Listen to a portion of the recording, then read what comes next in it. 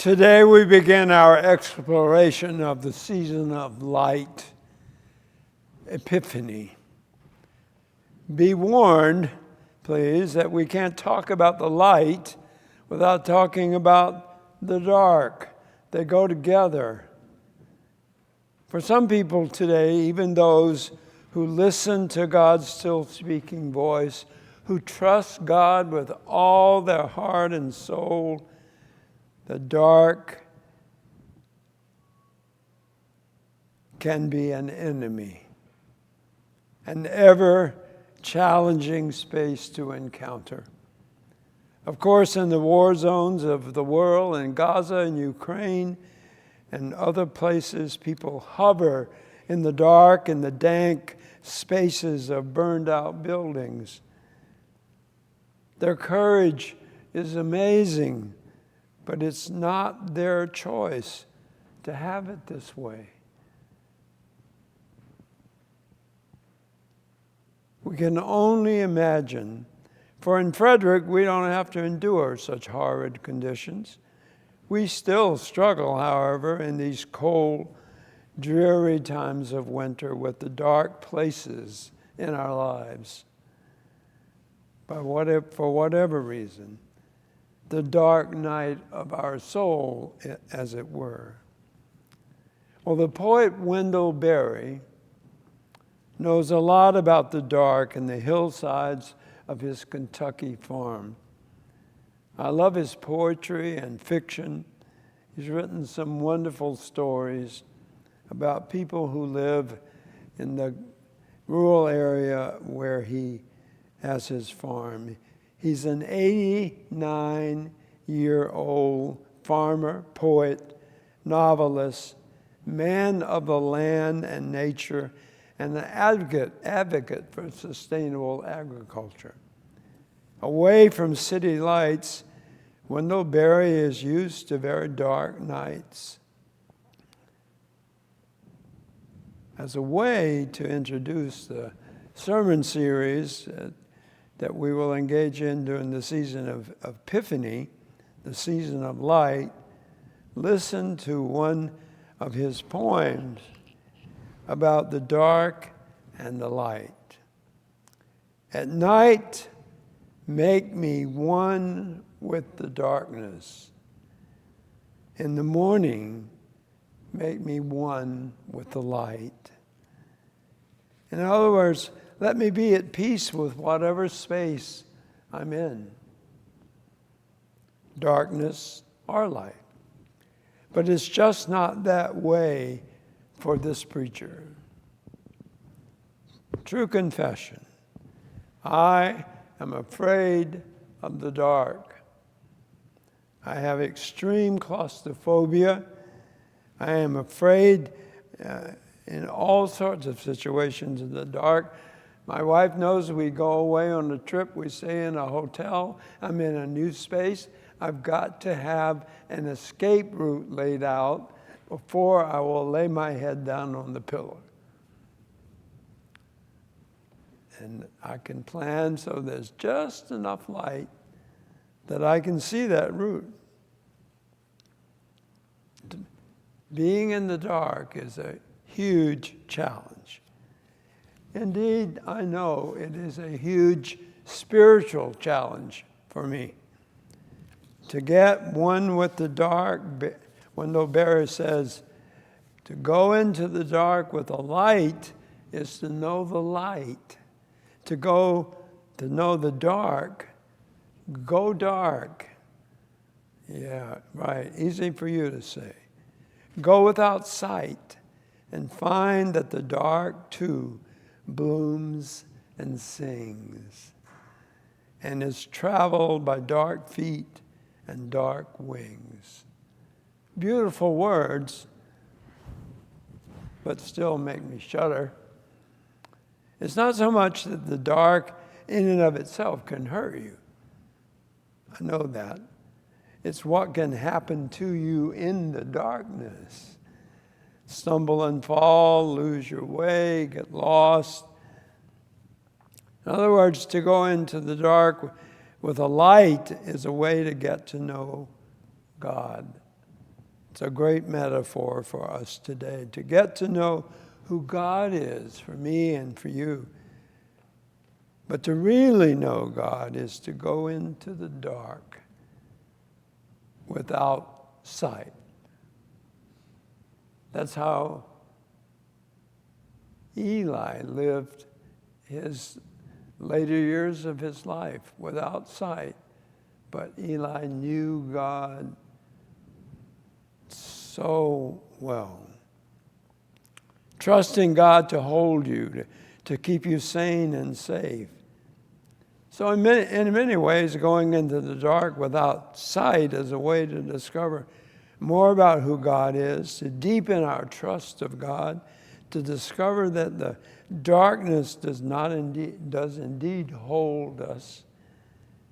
Wendell Berry also suggests it's where we can learn more about ourselves. Well, still at my age, I don't like what I learn about myself in the dark.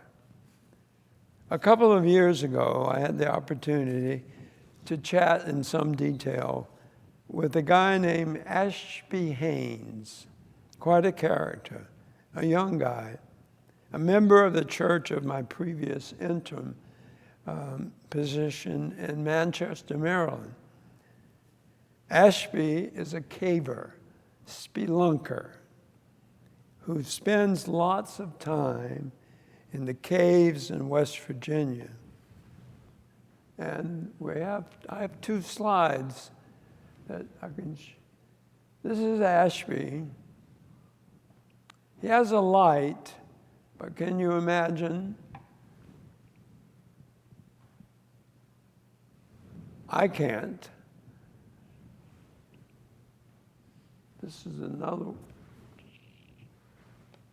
one where you can see the orange helmet where he is going down into a big hole in the earth. I can't even look at that picture. Turn it off. I don't want to. No! Don't put me in the dark. You guys are so funny. So funny. Well, I engaged Ashby in a really deep conversation, mainly because I need to back up a bunch of years. That one night on a Sunday night, I was in seminary. I lived with my son in a small apartment. And at 10 o'clock at night, my daughter April, who was a student at Penn State, called me, all excited. I was trying to get to sleep. And she called me to tell me about her adventure that day of spelunking. She went caving with some people. She said, sometimes, Dad, and she's very thin. She said, I had to crawl on my stomach through part of this cave to get to where we were going. And I'm getting panicked, close to, I don't know what. The more she talked, the more panic I became. I can remember that story just as if she had called me last night. But thank God she never went caving again, or at least she never told me about it.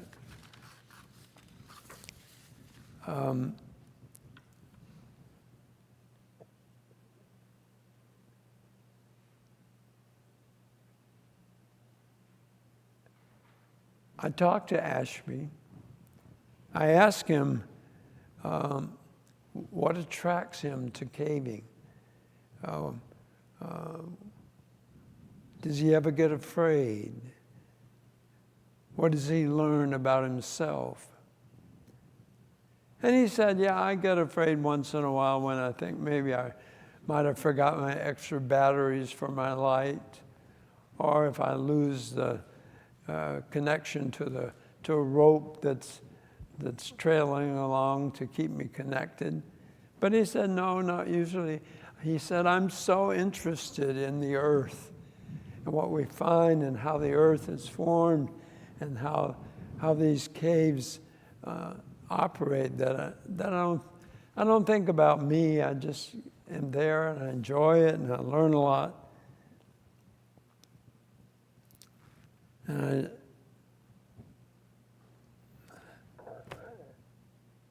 I don't know what to do with that still today for myself. It's an impressive story. He's an impressive guy. I do battle, spiritual battle, profound, encouraging, with the profound, encouraging, and challenging words of the 12th verse of the 139th Psalm. It says, even the darkness is not dark to you. The psalmist referring to God. The night is as bright as the day. The darkness is as light as the day. Let me say that again. Even the darkness is not dark to you, O God. The night is as bright as the day, for darkness is as light for you. This awesome claim about God's nature and the dark can both invite us to open ourselves to God's light when we are afraid, and in the dark, awaken our spiritual gifts and resources that allow us to see God's safety net in the night. I've done battle with that psalm. I still do. Samuel and Eli are a fascinating story in the Hebrew Scriptures. Eli, as we heard, is nearly blind. So why does it matter whether it's dark or light to Eli or not? He can't see, but has ultimate trust in God because he can see God. Samuel is young and can see well, but can't see God yet. Can't see the God who is calling him in his bed at night. So he goes to old Eli for help. And finally, Eli sees what's going on in the dark of night and tells Samuel how to respond to the voice calling Samuel, helping Samuel make the transition from naive little boy serving Eli to a servant to another, a servant to God. Then transitioning to become a strong prophet of the Lord. All of this happening in the dark of the night. And then in our gospel lesson, we have another calling, transitional story, in the light of day, under a fig tree. Now, that's where I would enjoy being. Jesus encountered Philip and Nathanael. I can't imagine that Jesus calling out Philip and Nathanael created a lot of excitement and anxiety for them.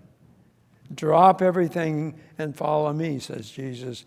Enough to make anyone anxious and afraid, but also excited and afraid, but inspired and afraid, but honored to be chosen.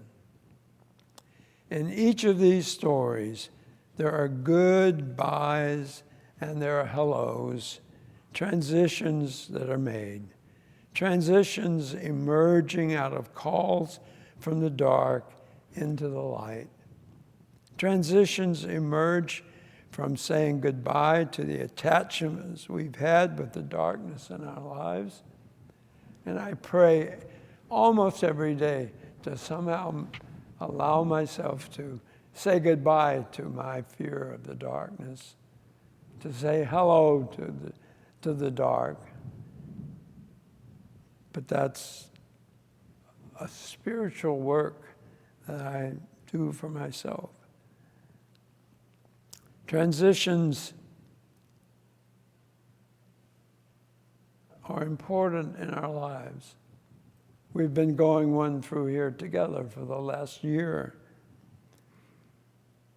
In closing, I want you to listen, really listen closely to a blessing from William Bridges titled Transitions, Making Sense of Life's Changes. He says, I find daily reminders that the true essence of life lies in transition, where hope and creativity, insight and possibility reside. Transition is at the heart of revitalization and transformation. Renewal occurs whenever we relinquish something we were attached to and follow life's invitation forward toward new energy and a fresh purpose. May God be good to you in your embracing darkness and the light in these days to come. Amen.